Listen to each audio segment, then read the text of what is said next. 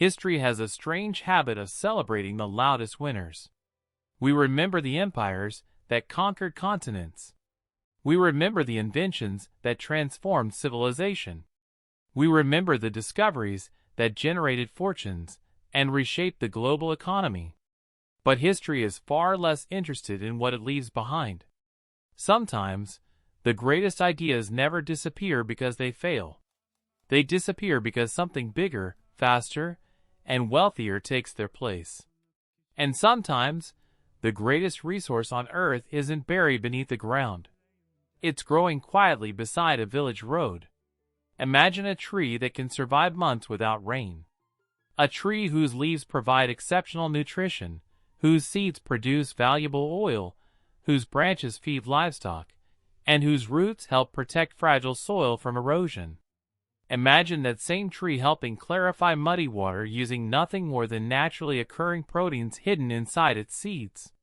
Now imagine that tree has been growing for thousands of years. If that sounds too good to be true, there's an obvious question. Why isn't it everywhere? Why don't governments plant millions of them? Why aren't vast forests of these trees supplying communities around the world? And perhaps the biggest mystery of all, how did humanity overlook something so remarkably useful? The answer isn't a conspiracy. No secret organization buried its story. No government banned its cultivation. The truth is far more fascinating. The world simply chose a different path. This is the story of Moringa, a tree that may have lost one of history's greatest races without ever realizing it was competing. Long before cities reached toward the sky, before engines crossed continents, and before laboratories measured nutrients down to the smallest molecule, people learned to survive by observing nature. Their greatest teachers weren't books. They were seasons, rainfall, animals, and plants. Among those plants was a small, fast-growing tree native to the foothills of the Himalayas. It wasn't the tallest. It wasn't the strongest. It wasn't even the most beautiful. Yet generation after generation, it proved something remarkable. It simply refused to die. When drought devastated nearby crops, this tree remained green. When poor soil defeated vegetables and grains, it continued producing fresh leaves. When branches were cut away for firewood or livestock feed, it grew back with surprising speed. The more people relied upon it, the more valuable it became. Families discovered that its tender leaves could be cooked much like spinach. Its long green pods became a familiar ingredient in daily meals. Its flowers added flavor to soups. Its seeds yielded a light, stable oil useful for cooking in lamps. Even its leftovers enriched the soil or fed animals.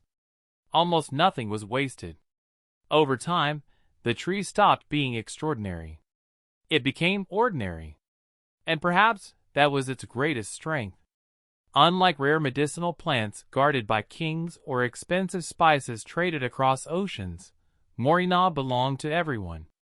It grew beside homes, along village paths, near family farms. Children climbed its branches. Grandparents harvested its leaves. Livestock sheltered beneath its shade. The tree became part of everyday life. Not because people believed it possessed magical powers, but because it consistently delivered exactly what they needed.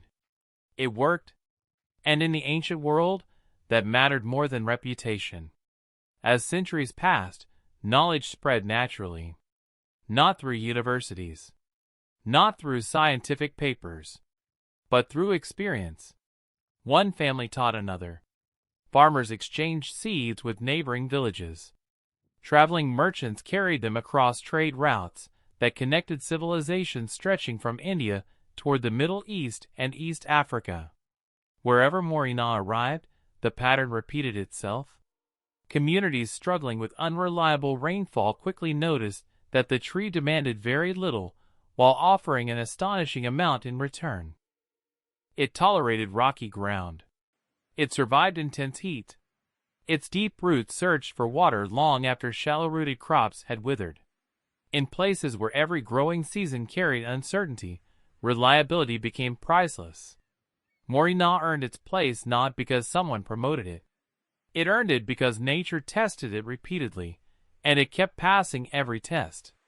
Ancient healers noticed something else. Different parts of the tree appeared useful in different ways. Ayurvedic texts describe preparations made from its leaves, bark, flowers, roots, pods, and seeds. These practices developed over centuries of careful observation. Modern science continues to investigate many of these traditional uses, confirming some, questioning others, and reminding us that history often preserves valuable ideas alongside misunderstandings. But regardless of which remedies withstand scientific testing, one fact remains undeniable. Communities trusted this tree deeply enough to preserve their knowledge for thousands of years. That alone makes Moringa extraordinary, because traditions rarely survive that long without providing genuine value. As civilizations expanded, new inventions changed the world. Kingdoms became empires. Trade routes became global networks. Ships crossed oceans. New crops transformed agriculture. Yet through all these dramatic changes, Moringa remained quietly rooted in local communities. It never became a luxury commodity. Nobody built fortunes around it. No empire fought wars to control it. Unlike silk, gold, spices, or precious metals, Moringa attracted very little international attention. Ironically, that may have sealed its fate. History remembers what generates wealth, not always what quietly sustains life. For thousands of years, Moringa lived in the shadows of history. Not because it lacked importance, but because its importance was too ordinary. It fed families instead of kingdoms. It supported villages instead of empires. It solved everyday problems rather than spectacular ones. And so, while history celebrated the rise of civilizations, one of humanity's most useful trees remained almost invisible. Everything changed during the 19th century. For the first time, scientists began examining plants not simply for their appearance, but for their chemistry. Laboratories replaced guesswork with measurement. Researchers analyzed proteins, minerals, vitamins, plant compounds. One by one, familiar species revealed unexpected secrets. When scientists eventually turned their attention toward Moringa, they expected to find another useful tropical tree. Instead, they found something far more interesting.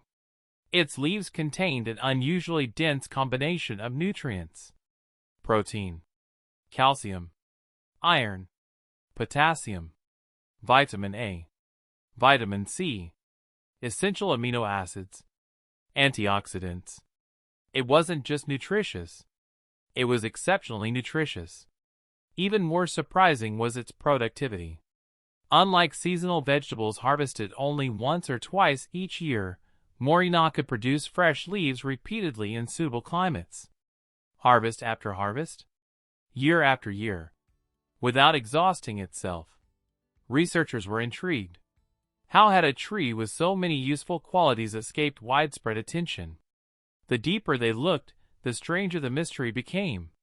Its seeds produced a stable oil rich in oleic acid. Its branches became valuable livestock fodder. Its roots helped stabilize vulnerable soils. Its flowers supported pollinating insects. And then came perhaps the most astonishing discovery of all. Inside every seed was a tiny natural mechanism capable of helping clean muddy water. Crushed into powder and mixed with contaminated water, naturally occurring proteins encourage suspended particles to bind together and sink to the bottom. For centuries, rural communities had used this simple technique without understanding the chemistry behind it. Now science finally had an explanation. Suddenly, Moringa no longer looked like an ordinary tree. It looked like one of nature's most versatile designs, which only made the central question even more difficult to answer. If the tree was this remarkable, why wasn't it changing the world? The answer wasn't hidden in the tree. It was hidden in history. And history was about to take a turn that would reshape the future of agriculture, energy, and nearly every aspect of modern civilization. In that transformation, Moringa wouldn't disappear, but it would be left behind. The story of Moringa was never about whether it was useful. That question had already been answered thousands of times by the families who depended on it. The real question was whether usefulness alone was enough. History would soon reveal that it wasn't. Because while Moringa quietly continued growing in villages across Asia and Africa, another race was unfolding, one that would determine how the modern world produced food, generated energy, and built its economy. It wasn't a race between two trees. It wasn't even a race between two technologies. It was a race between two completely different visions of progress. One vision was rooted in diversity. Fields filled with different crops. Fruit trees growing beside vegetables. Livestock feeding beneath scattered canopies. Communities producing much of what they needed from the same piece of land. Moringa fit perfectly into that world. It wasn't planted for a single purpose.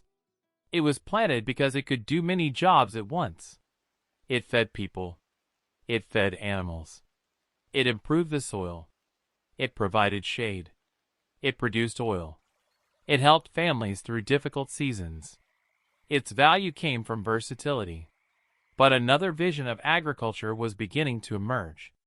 One built around specialization.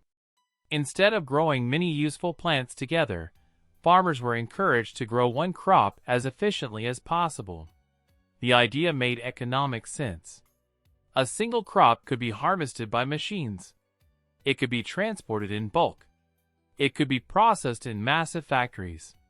It could be sold through expanding global markets. The more specialized the farm became, the more profitable it often appeared. For governments trying to feed rapidly growing populations, this new system looked like the future. Large wheat fields, endless corn, vast plantations of soybeans, cotton, sugarcane, and rice. Efficiency became the new measure of success. And slowly, almost unnoticed, multipurpose trees like Moringa began disappearing from commercial farmland.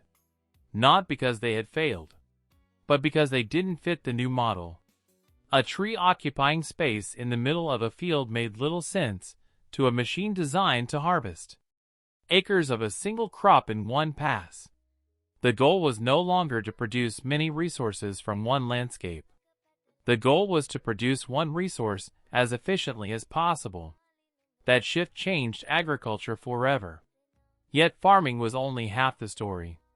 An even greater transformation was taking place beneath the surface of the earth.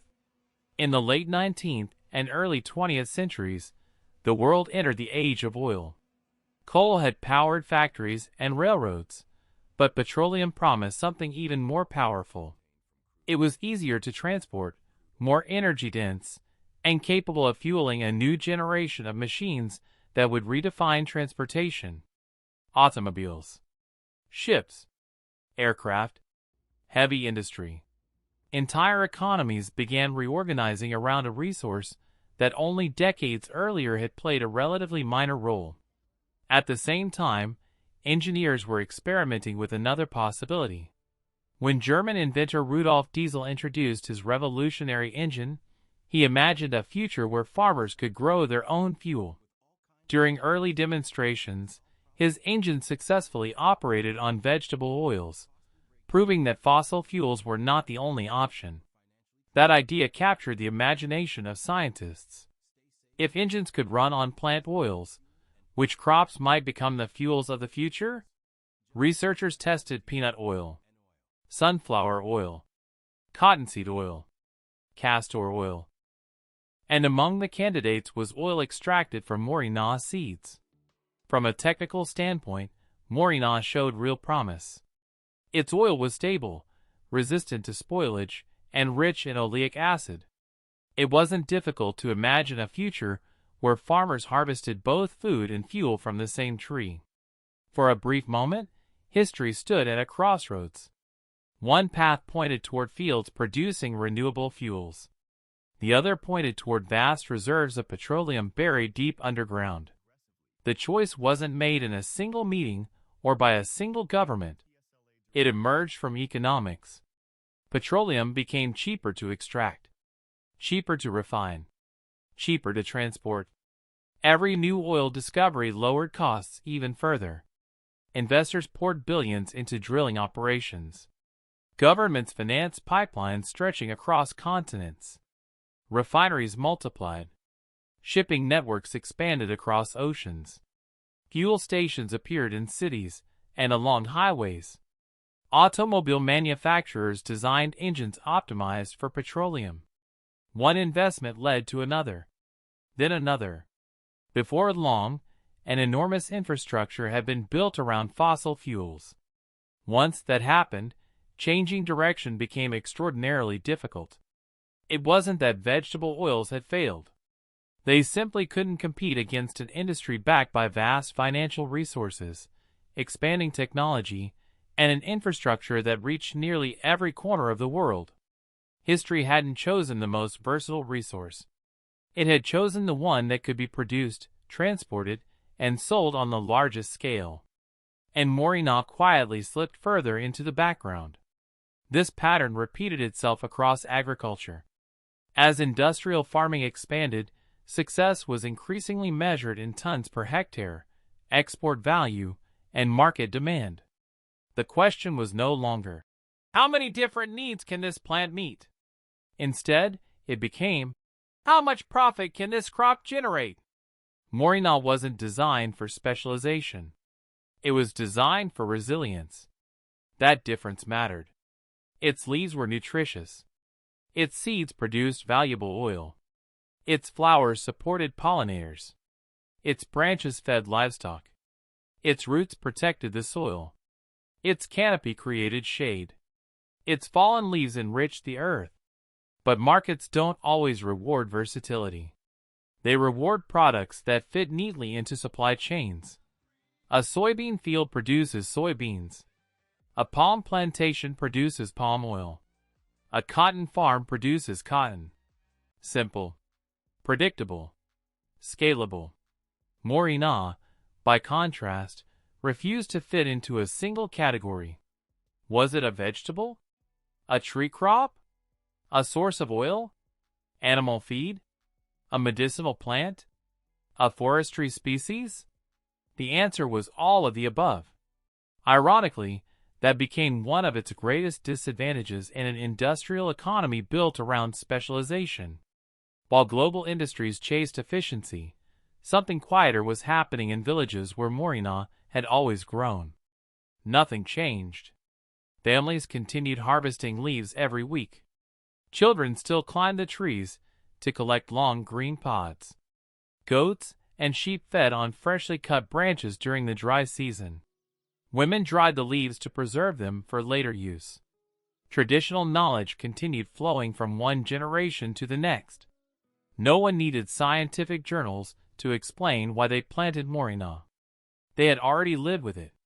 They knew what it could do because they had seen it with their own eyes. When drought arrived, Moringa stayed green. When food became scarce, Moringa still produced leaves. When livestock struggled to find forage, Moringa became feed. Its value wasn't theoretical. It was practical. And practical knowledge has a remarkable way of surviving, even when the rest of the world stops paying attention. By the middle of the 20th century, the world had become obsessed with modernization. Bigger farms, bigger factories, bigger cities, bigger harvests. Economic growth became the defining measure of progress. There is no doubt these changes transformed human civilization. Mechanized agriculture helped feed billions of people. Improved transportation connected continents. Scientific advances revolutionized medicine and technology. But every transformation comes with trade-offs. As farming became more industrialized, countless traditional practices slowly disappeared. Knowledge that had once been passed from grandparents to grandchildren began fading. Trees that had stood beside family homes for generations were cut down to create larger fields. Mixed farming systems gave way to monocultures. Local food traditions were replaced by global supply chains. None of this happened because people believed Moringa lacked value. It happened because the entire system had changed. The world had begun rewarding scale over diversity, speed over resilience, uniformity over flexibility. And in that new world, a tree capable of doing 10 different jobs often lost to a crop that did just one extraordinarily well. By the late 20th century, it seemed as though history had made its final decision. Moringa would remain important to the communities that had always depended on it. But beyond those regions, it appeared destined to remain largely unknown. Or so it seemed. Because history was about to surprise everyone once again. History rarely announces its mistakes while they're happening. It only reveals them decades later. There was a time when a tree capable of feeding families, surviving droughts, enriching soil, producing oil, and helping purify water seemed too ordinary to deserve global attention. Instead, the world chased specialization, scale, and efficiency. Those choices transformed civilization, but they also came at a cost.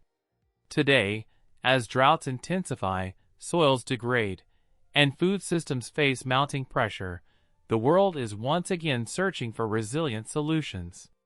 The question is no longer whether Moringa is useful. Science has answered that. The real question is whether we've learned anything from the last 100 years. Then finish with a powerful closing. Perhaps the greatest tragedy wasn't that humanity ignored one remarkable tree. Perhaps it was that we forgot an ancient lesson. Nature rarely puts all of its gifts into one place. The strongest systems are diverse. The most resilient solutions are often the simplest. And sometimes, the future isn't waiting to be invented. It's been growing quietly beside us all along. If you enjoyed uncovering the forgotten stories hidden in history, science, and nature, make sure to subscribe and join us for the next journey. Because sometimes, the most extraordinary discoveries aren't the newest ones. They're the ones the world quietly left behind. And there are many more stories like this waiting to be told. Until next time, thanks for watching.